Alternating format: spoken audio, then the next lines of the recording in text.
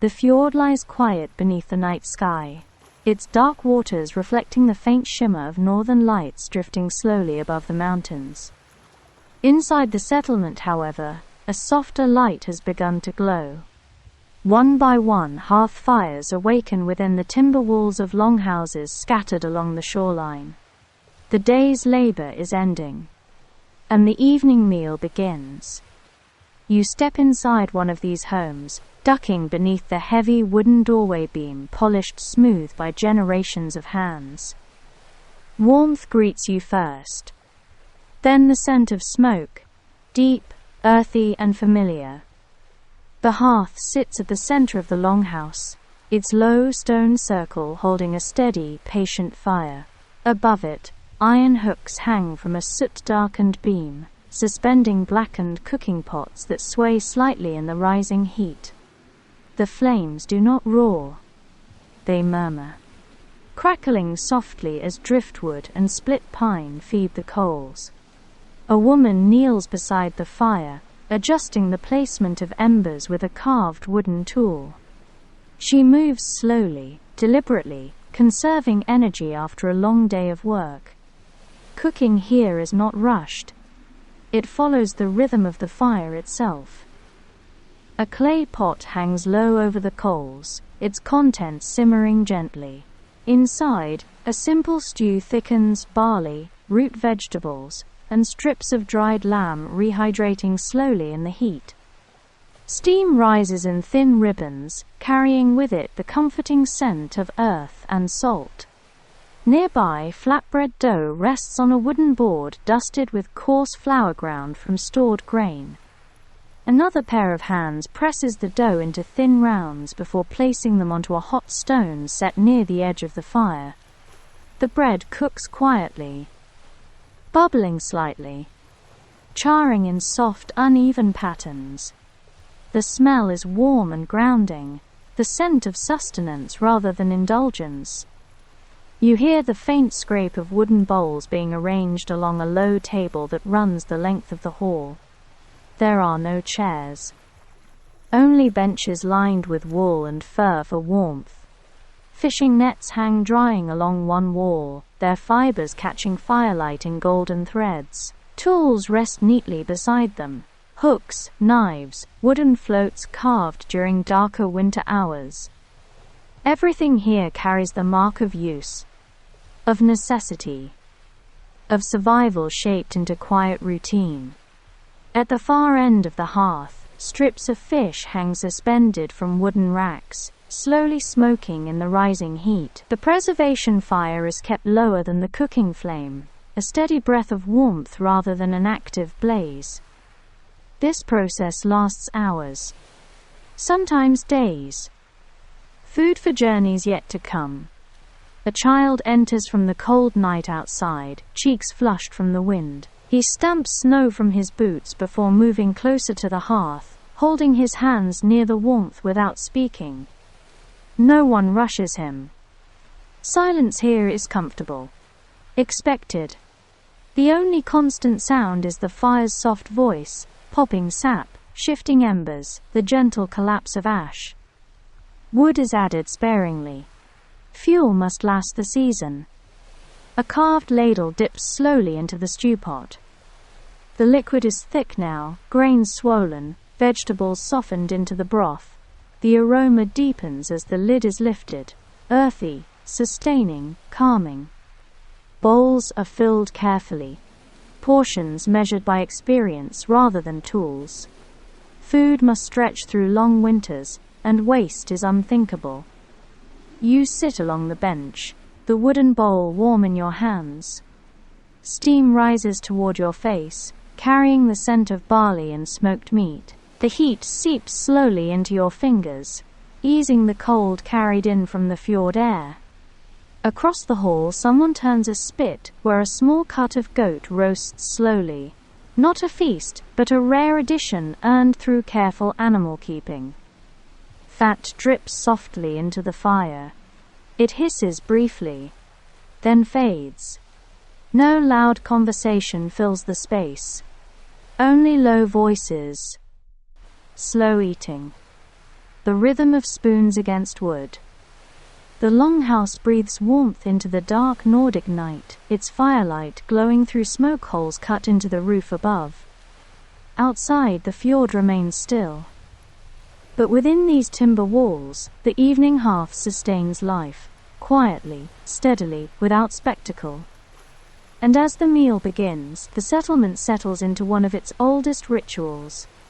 To gather, to warm, to endure the night together. The fire has settled into a steady glow now, its brighter flames lowering into a bed of patient embers. Cooking continues, but another quiet task begins beside the hearth, one as essential as the meal itself: the preparation of grain. Near the rear wall of the longhouse, where the air remains dry and warm, sacks of stored barley and rye rest on raised wooden platforms. Each sack is tied carefully with braided cord to keep out dampness and pests. These stores are winter's lifeline. Harvested months ago. Measured to last until the thaw returns. A woman pulls one of the sacks forward, loosening the cord slowly. The grain inside shifts with a soft sandy whisper, a sound as gentle as wind over distant shorelines. She pours a portion into a shallow wooden tray. The kernels are pale gold, uneven in size, still carrying flecks of chaff that must be removed before grinding. Cleaning grain is slow work. Necessary work. Her fingers move through the pile, separating husks and debris, placing clean kernels into a second bowl carved from birch. The rhythm is unhurried: sift, inspect, release. Nearby, a handmill rests on a low stool. Two circular stones fitted together. The top stone is turned by a carved wooden handle worn smooth from years of use. Grain is poured into the center opening. The grinding begins. Stone against stone produces a low, steady sound, not harsh, but soft and constant, like distant thunder muffled by snow. The mill turns slowly. Flour gathers along the edges in fine, pale drifts. This is not the refined flour of later centuries. It is coarse, nutritious, full of husk and weight, perfect for sustaining bodies through long, cold seasons.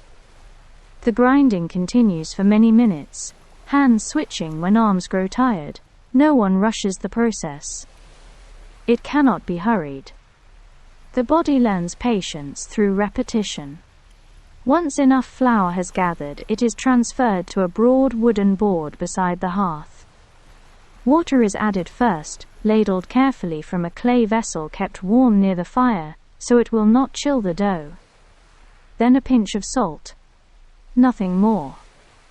The dough is mixed by hand, fingers folding and pressing until the coarse grain begins to bind. It is heavier than modern bread, dense with substance rather than air. Kneading is slow, measured. Palms press forward, fold back, turn, repeat. Each movement follows the breath. Inhale, press, exhale, fold. The warmth of the hearth keeps the dough pliable, though it will never rise like breads of later ages. Yeast is rare here, and fermentation depends on wild cultures carried in the grain itself. Tonight's bread will be simple flat rounds, quick to cook, easy to store, durable for travel if needed. The dough is divided into portions and flattened by hand, then finished with a smooth stone roller. Circles form, uneven, imperfect, human. Each round is placed onto a heated slab of stone resting near the embers. The bread begins to cook almost immediately. Tiny bubbles rise. Steam escapes in soft sighs. The surface darkens gradually, taking on the scent of toasted grain and smoke.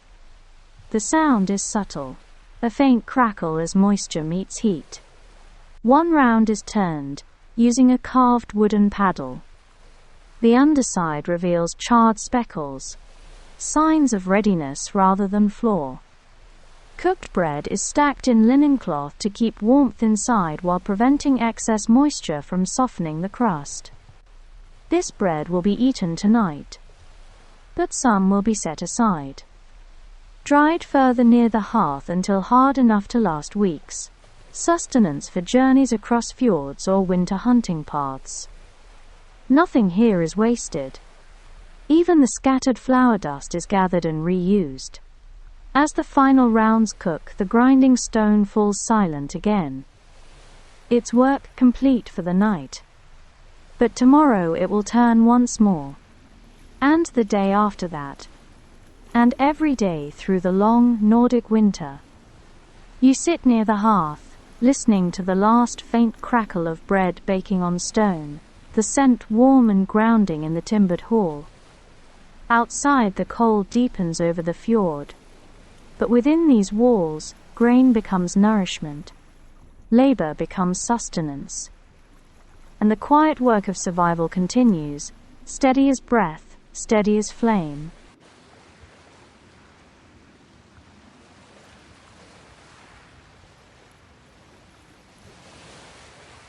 The meal has been prepared. Bread cools in linen cloth.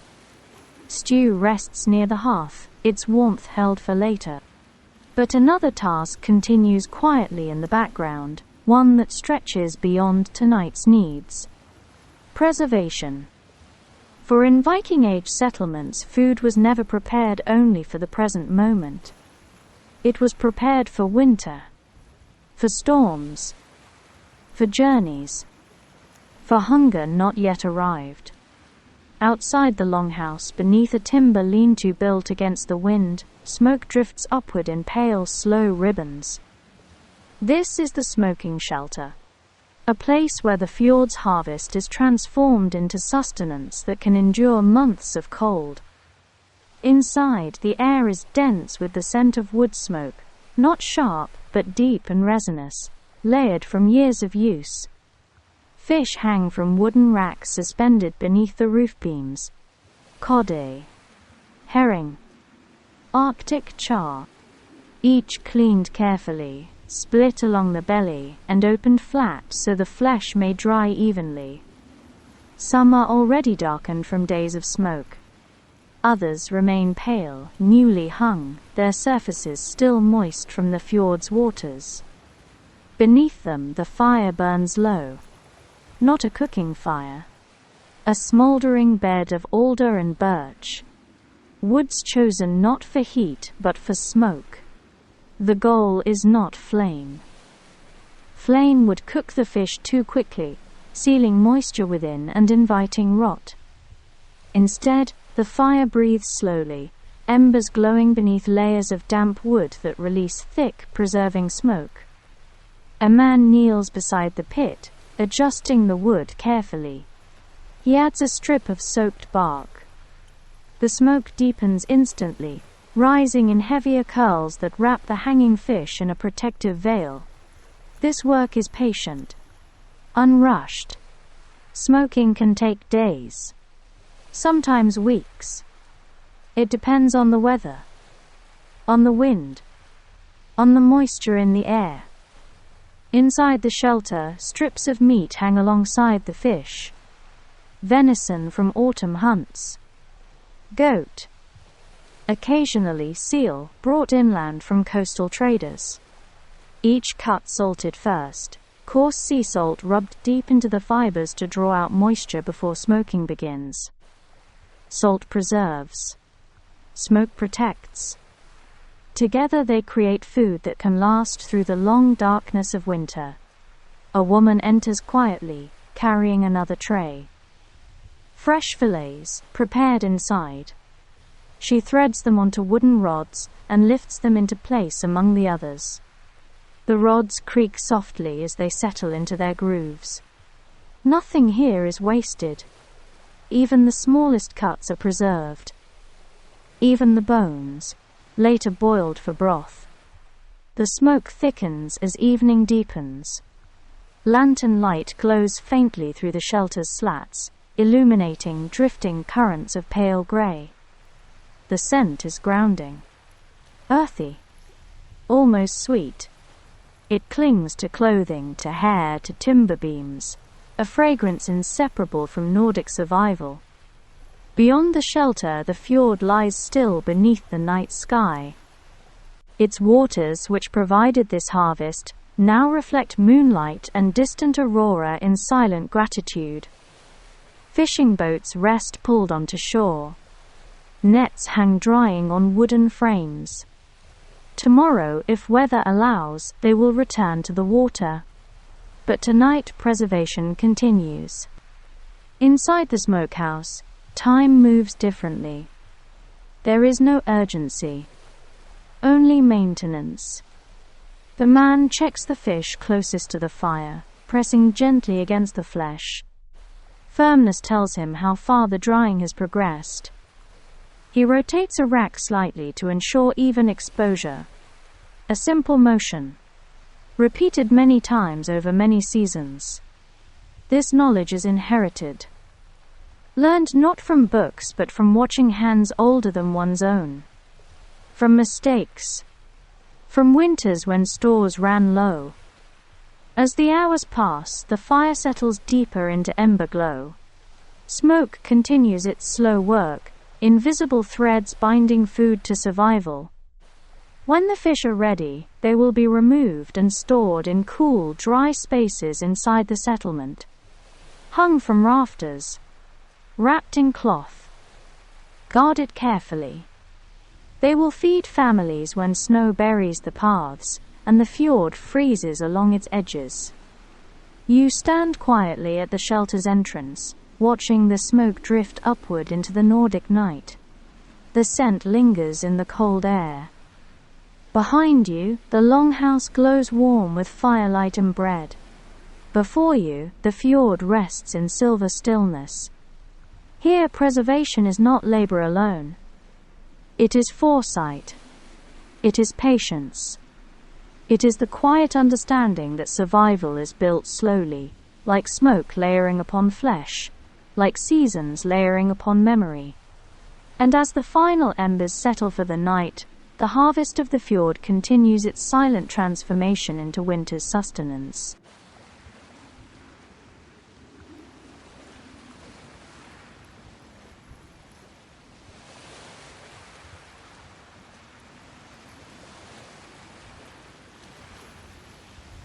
As the smoking fires continue their slow work outside, a quieter form of preparation unfolds within the warmth of the longhouse. Not for hunger, but for comfort and for healing. Near the hearth, where the embers glow lower now, a smaller pot has been placed closer to the fire's edge. Its contents simmer gently, not the thick sustenance of stew but something lighter. A broth, clear and fragrant. A woman kneels beside it, adding a final pinch of dried herbs from a small leather pouch tied at her waist. The leaves are fragile, curled from months of careful drying. She crushes them lightly between her fingers before letting them fall into the steaming liquid. The scent rises immediately, sharp but soothing. Juniper, yarrow. A trace of wild thyme gathered from summer hillsides now long buried beneath snow. Herbal broths serve many purposes in the settlement.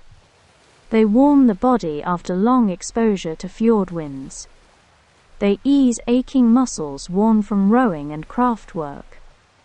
And sometimes, when sickness moves quietly through the homes, they offer comfort where stronger remedies do not exist. The broth is stirred slowly with a carved wooden spoon. Steam drifts upward, carrying scents that mingle with wood smoke and cooking grain, a layered warmth that fills the air without heaviness. Nearby, bundles of dried plants hang suspended from the rafters.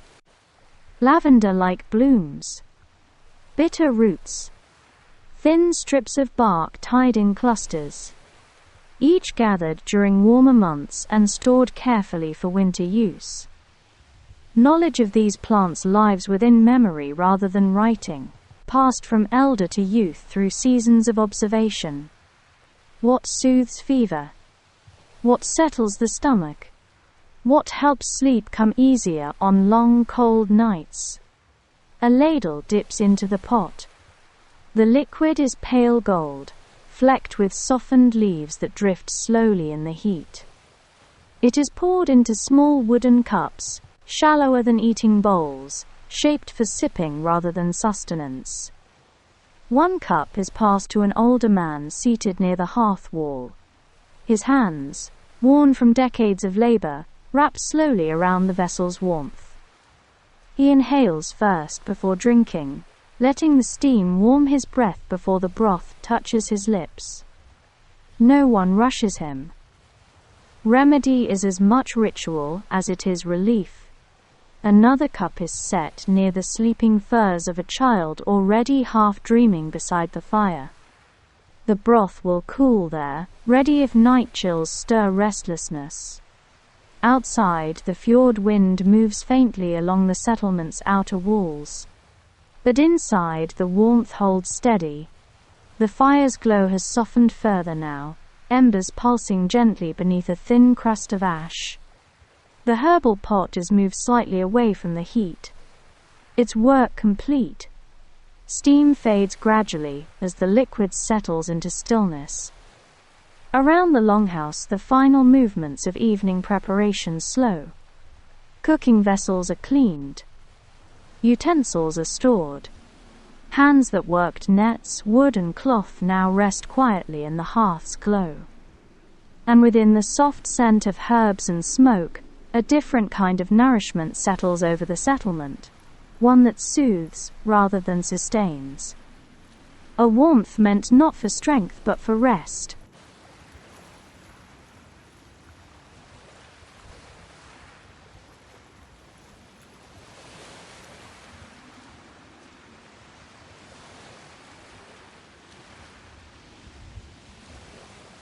The evening meal has ended. Bowls rest emptied along the longhouse table, their wooden surfaces still warm from the stew they held. Breadcloths are folded and set aside. Cooking tools are rinsed in heated water and returned to their hooks along the timber wall. The hearth remains the heart of the home, but its fire has softened now. No longer a cooking flame. Only a bed of glowing embers pulsing gently beneath a thin layer of ash. A final log is placed carefully across the coals, not to reignite the fire, but to let it smolder slowly through the night, preserving warmth until morning. Around the hall, movement grows quieter. Furs are laid across sleeping benches. Wool blankets, woven during darker winter hours, are drawn close against the cold that presses faintly against the outer walls. A child already sleeps near the hearth's edge, the last traces of herbal broth warming his breath as dreams begin to take hold. Nearby, elders settle slowly into their resting places, joints stiff from the day's labor but eased by heat and nourishment. The longhouse breathes differently now. Not with the rhythm of work, but with the rhythm of rest. Outside, the fjord lies motionless beneath the northern sky. Fishing boats rock gently where they are moored. Ropes creak softly against dock posts. Smoke from the preservation fires drifts thinner now, dissolving into the cold night air above the shoreline. The aurora moves slowly across the horizon, its pale ribbons fading as clouds gather beyond the mountain ridges. Inside, the hearth dims further. Embers glow deep red, then softer still. Lanterns are lowered one by one until only the fire's faint pulse remains to illuminate the timber beams overhead. Silence settles gradually, not sudden, but layered. The absence of tools. The stillness of hands. The slow, steady cadence of breathing shared across the hall. Warmth lingers within the wood and stone long after the flames have quieted. And within that warmth sleep comes easily. Held gently by the shelter of timber walls, by the scent of smoke and grain, by the quiet knowledge that food has been prepared, stores preserved, and the settlement rests ready for whatever tomorrow's fjord winds may bring.